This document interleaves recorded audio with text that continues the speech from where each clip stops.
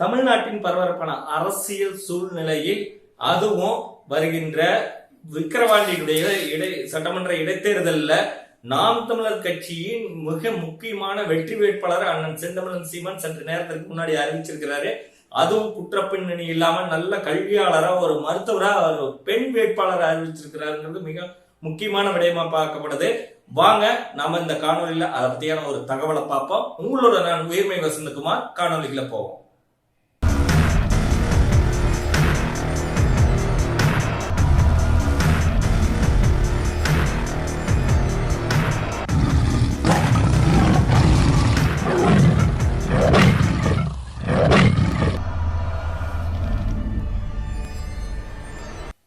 தாய் தமிழ் உறவுகள் அனைவருக்கும் அன்பு வணக்கம். பரபரப்பான அரசியல் சூழ்நிலையில இந்த காலத்துல அது தமிழ்நாட்டுல வருகிற இந்த விக்கிரவாண்டியினுடைய சட்டமன்ற இடைத்தேர்தல்ல நாம் தமிழர் கட்சியினுடைய வேட்பாளர் யார் அப்படின்னு சொல்லிட்டு எல்லாத்துக்குமே ஒரு கேள்வி இருந்தது மனதுக்குள்ள. எப்படிப்பட்ட வேட்பாளரை அறிவிக்க போறாரு, ஒருவேளை அண்ணனே வேட்பாளராக இருக்க போறாரா, எந்த மாதிரியான ஒரு நல்ல வேட்பாளர் அண்ணன் முன்னிறுத்த போறாரு அப்படின்னு சொல்லிட்டு நம்ம எதிர்பார்க்கறத விட நம்மை சார்ந்த நம்மை எதிர்க்கக்கூடிய இந்த திராவிடங்களும் தேசிய கட்சிகளும் ரொம்ப எதிர்பார்த்துட்டு இருந்தாங்க. அதுவும் ஏற்கனவே அண்ணா திராவிட முன்னேற்ற கழகத்தினுடைய வேட்பாளர் அறிவிக்கப்பட்டது. ஏற்கனவே முன்னாடி இருந்த வேட்பாளர் தான் சட்டமன்ற உறுப்பினராக இருந்த முத்தமிழ் செல்வன் தான் அவங்க அறிவிச்சிருக்காங்க. அதே மாதிரி இப்ப திமுக இன்னும் அறிவிக்காத சூழ்நிலையில, அதுவும் பிஜேபியிலும் இன்னும் அறிவிக்கப்படாத சூழ்நிலையில இங்க வேட்பாளராக அண்ணன் செந்தமிழன் சீமான் மருத்துவர் அபிநயா அவர்களை அறிவிச்சிருக்காங்க. அதுவும் டாக்டருக்கு படிச்சவங்க, மருத்துவருக்கு நல்ல படிப்பு திறன் கொண்டு படிச்சவங்க, அதே சமயம் நல்ல கல்வியாளராக இருந்தாலும் மட்டும் பண்பாளரும் கூட, தேக நலனை காக்கக்கூடிய ஒரு மருத்துவர், தேச நலனை காப்பதற்காக அவர் முன்னின்று வந்திருக்கிறாரு. ஒரு பெண் வேட்பாளராக களம் காண்கிறார். அதுவும் விக்கிரவாண்டி இடைத்தேர்தல்ல பல்வேறு எதிர்பார்ப்புகளுடன் களமிறங்கி இருக்கிறாரு. அண்ணன் செந்தமிழன் சீமான் திடீர்னு இப்ப அறிவிச்சிருந்தது மிக வரவேற்கத்தக்கதா இருக்குது. நாம் தமிழர் கட்சியில பாத்தீங்கன்னா அனைத்து உறவுகளும் அனைத்து மாநில மண்டல மாவட்ட தொகுதி பொறுப்பாளர்களாக இருக்கட்டும், உள்ளாட்சி கட்டமைப்பு பொறுப்பாளர்களாக இருக்கட்டும், எல்லாருமே ஒத்துழைப்பு தந்து களங்காணன்னு சொல்லி அண்ணன் அறிவிச்சிருக்காரு. படைகள் தயாரா இருக்குது. உடனடியா இங்கிருந்து எல்லாம் விக்கிரவாண்டி கிளம்பி போய் நாம் தமிழருடைய களத்தை வெற்றி களமாக மாற்றுவதற்கு புலிப்படைகள் தயாரா இருக்கிறாங்க. புலி பாய்ச்சலோட வேலை செய்யறதுக்கு, அதுவும் தன்னுடைய சொந்த காசை போட்டு தன்னுடைய சொந்த வேலைகளை எல்லாம் இழந்து இந்த அதாவது தமிழ்நாட்டின் விடுதலைக்காக, தமிழ் மண்ணின் விடுதலைக்காக, தமிழ் இனத்தின் விடுதலைக்காக ஒற்றுமையா தமிழர்கள் என்ற ஒற்றை சொல்லல போய் எல்லாமே ஒருங்கிணைப்பு போறாங்க. அது மிக முக்கியமா பார்க்கப்பட வேண்டிய விஷயம் என்னன்னா, அண்ணனின் சொல்லுக்கு கட்பட்டு ஒரு ஒழுக்கமான கட்டமைப்பாக எல்லாரும் போராட போறாங்க. ஓட்டுக்கு சத்தியமா காசு தர மாட்டாங்க, வாக்குக்கு காசே கிடையாது. நேர்மையான கொள்கையும் உண்மையான தத்துவமும் கொள்கை நிலைப்பாடும் கொண்டு நாம் தமிழரோட ஆட்சி விரைவை கொண்டு போய் மக்கள்கிட்ட சேர்த்து நாம் தமிழருக்கு அறிவிக்கப்படும் சின்னத்தை வைத்து அவர்கள் நாம் தமிழர் கட்சி உறவுகள் மக்களை போய் சந்திக்கிறதுக்கு புலி பாய்ச்சலோட களத்துல இறங்குறதுக்கு தயாராயிட்டாங்க. அண்ணன் இருந்த ஆணை வந்துருச்சு. இனி அவ்வளவுதான், நீ விக்கிரவாண்டி கிழமை ஒரு திருவிழா கோலம் தான். நாம் தமிழர் கட்சியினுடைய திருவிழா கோலம், அதாவது தமிழ் தேசியத்தினுடைய திருவிழா கோலமா மாறப்போகுது. அதனால எல்லாரும் என்ன பண்ணணும்னா ஒத்துழைச்சு களத்துல போய் இறங்கி அபிநயா சகோதரி அவர்களுக்கு வாக்கு சேகரிச்சு வெற்றி பெற வைக்கணும். வாக்கு சேகரிக்கணும், வாக்கு வாங்கக்கூடாது காசு கொடுத்து. மற்ற கட்சிகள் எல்லாமே என்னென்ன திட்டங்கள் வேணா போடுவாங்க, எல்லாம் கேடு கட்ட திட்டங்களா, எல்லாம் ஒண்ணுக்காகாத திட்டங்களா கொண்டாடுவாங்க. ஆனா நாம் தமிழர் கட்சியினுடைய திட்டங்கள், கொள்கைகள், கோட்பாடுகள், தத்துவங்கள், சித்தாந்தங்கள் எல்லாமே இந்த அனைத்து உயிர்களுக்குமானது, இந்த பூமிக்கானது, இந்த இயற்கைக்கு காப்பாற்றக்கூடியது, நாளைய தலைமுறைக்கான வாழ்வியலை மீட்டு தரக்கூடியது, நம்ம தமிழர்கள் வரலாற்றை மீட்டெடுக்கக்கூடியது, நம்ம தமிழ் மண்ணுடைய பண்பாட்டின், தமிழர்கள் வரலாற்றின் முன்னோர்களுடைய பெருமைகளை எடுத்து உலக அளவுல உரைக்கக்கூடிய ஒரு விடயமா நம்ம கொள்கையின் கோட்பாடும் தத்துவம் முன்னிறுத்தி நம்ம நேர்மையா தூய்மையா சந்திக்க போறோம். அது குற்ற பின்னணி இல்லாம, எந்த ஒரு குற்றம் புரியாத, எந்த குற்றம் பின்னணி இல்லாத நல்ல கல்வியாளரா எப்படி ஒரு மக்களை நேசித்து அவர்களுக்கு மருத்துவம் பார்த்து அவர்களுடைய உடல் நலனில் அக்கறை கொண்டு அவர்களுடைய உடல் நலனை சரிப்படுத்தணும்னு விரும்பக்கூடிய ஒரு மருத்துவர் இந்த தேக நலனிவே இந்த அளவுக்கு ஒரு மக்கள்கிட்ட வந்து ஒரு சேவையா கொண்டு போய் எவ்வளவு அர்ப்பணிப்போட செய்வாங்க அப்படிங்கிற அதே சூழ்நிலையில இந்த தேச நலனை எப்படி அவங்க நேசிப்பாங்க அப்படிங்கறத நம்ம பார்க்க வேண்டியது இருக்குது. அப்போ இங்க மக்களுக்கு ஒரு மருத்துவ சேவையை செய்யக்கூடியவங்க இங்க புறையோடி கிடக்கும் பல பதர்களை அகற்ற வேண்டிய சூழ்நிலையும் இருக்கட்டும், பல கொடுமையான விடயங்களா இருக்கட்டும், பல அடிமைத்தனமான விலங்குகளா இருக்கட்டும், எல்லாத்தையும் உடைக்கிறதுக்கு இவங்க மிக முக்கியமான ஒரு கள போராளியா பார்க்கப்படுது. தர்க்கத்திலேயும் சரி, ஒரு கேள்வி வைத்தால் அதாவது எதிராளிகள், அதாவது எதிர்கட்சியிலிருந்து ஒரு கேள்வி வைக்கிறாங்க அப்படின்னா அதற்கு தர்க்கம் பண்ணக்கூடிய ஆற்றலோட, அதே சமயம் மக்கள் ஒரு கோரிக்கையை முன்வைக்கிறாங்க, ஒரு கேள்வி முன்வைக்கிறாங்கன்னா பண்போட அன்போட சொல்லக்கூடிய ஒரு நல்ல பெண் வேட்பாளர் அண்ணன் வந்து அறிவிச்சிருக்கிறது மிக மகிழ்ச்சியா இருக்குது. அதுவும் எதிர்பாராத சூழ்நிலையில படார்னு அறிவிச்சார் பாத்தீங்களா, எல்லாத்துக்கும் உடனே இப்ப பாருங்க, அடுத்த கணமே இப்ப எல்லாம் ரெடி ஆயிட்டு இருக்கிறாங்க. பொட்டி பிடிக்கையோட போயிட்டு மண்டபத்தை பிடிச்சி படுத்து தூங்கிட்டு தூக்கம் இருக்குதா இல்லையோ, சோறு இருக்குதா இல்லையோ, தண்ணி இருக்குதா இல்லையோ, உடனடியா அண்ணனுடைய கட்டளைக்கு வேலை செஞ்சாவணுமே அப்படின்னு துடிக்கக்கூடிய நாம் தமிழர் கட்சி உறவுகள் உடனடியாக கிளம்புறதுக்கு ரெடி ஆயிட்டு இருக்கிறாங்க. எல்லாம் தயாராயாச்சு. விக்கிரவாண்டி களம் நாம் தமிழருடைய கோட்டையா மாறப்போகுது அப்படிங்கறதுல எந்தவித ஆட்சேபனை இல்ல, மாற்று கருத்து இல்லை.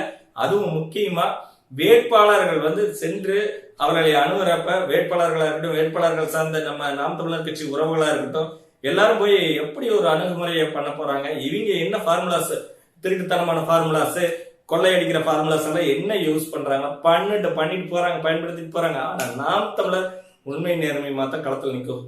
வாக்குக்கு காசு கிடையாது. உயர்ந்த தத்துவத்தையும் கொள்கையும் கொண்டு போய் மக்கள்கிட்ட உட்கார வச்சுங்க, வாங்க உட்காருங்க. உங்க ஊர்ல நீங்க 500 ஓட்டுக்கு காசு வாங்குறீங்க, 1000 ரூபாய்க்கு காசு வாங்குறீங்க, குடிக்கிறதுக்கு நல்ல தண்ணி இருக்குதா, சுவாசிக்கிறதுக்கு நல்ல காத்து இருக்குதா, உங்கள்கிட்ட நல்ல இயற்கை வளங்கள் இருக்குதா, விவசாயம் நல்லா இருக்குதா?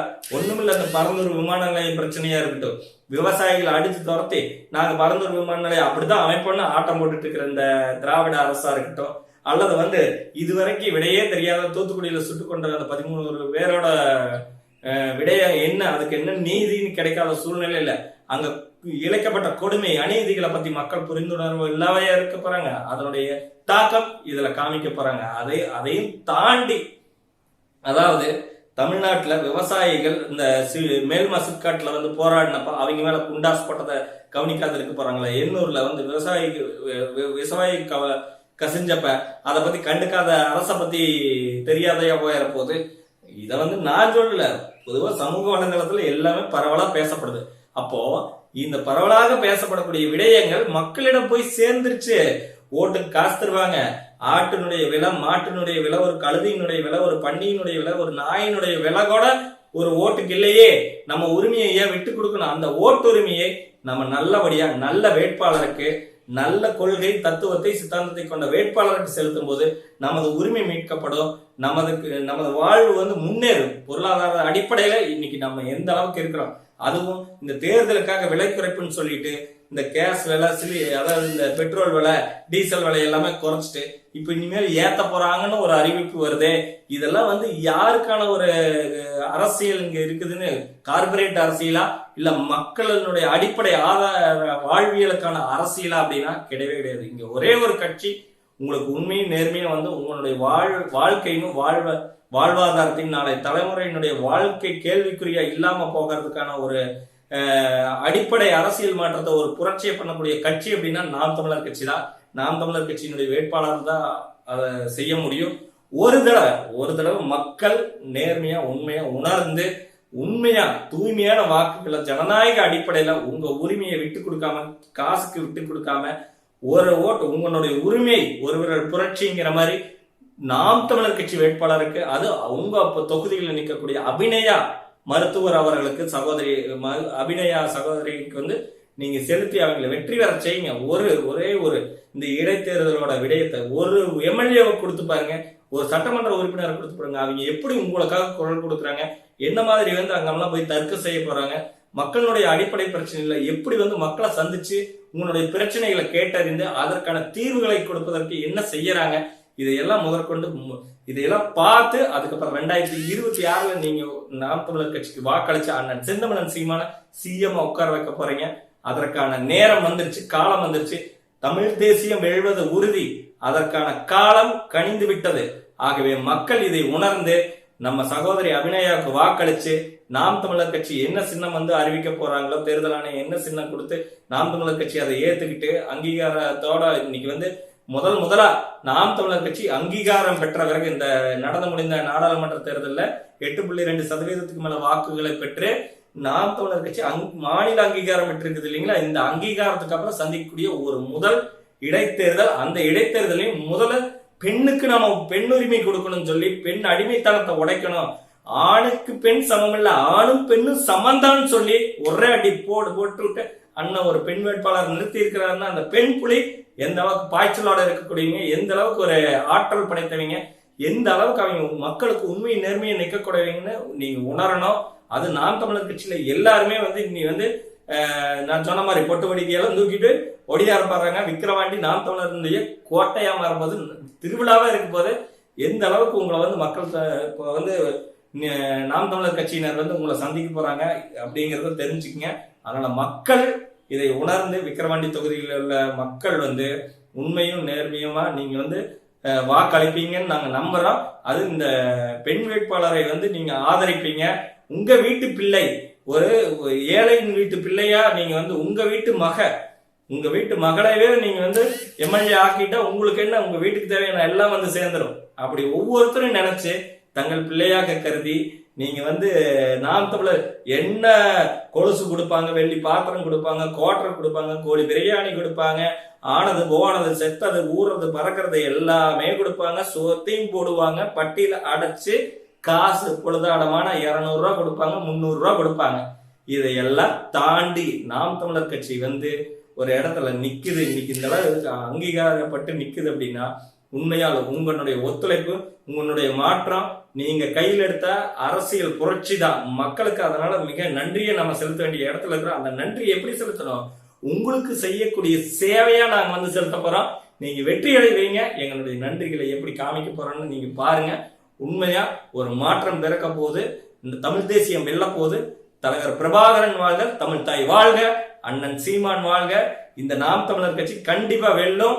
நாம் தமிழர் கட்சிக்கு நீங்க கண்டிப்பா மனப்பூர்வமா உண்மையான ஜனநாயகத்தோட வாக்களிப்பீங்கிற நம்பிக்கையோட உங்களிடமிருந்து விடைபெறுகிறேன். நன்றி.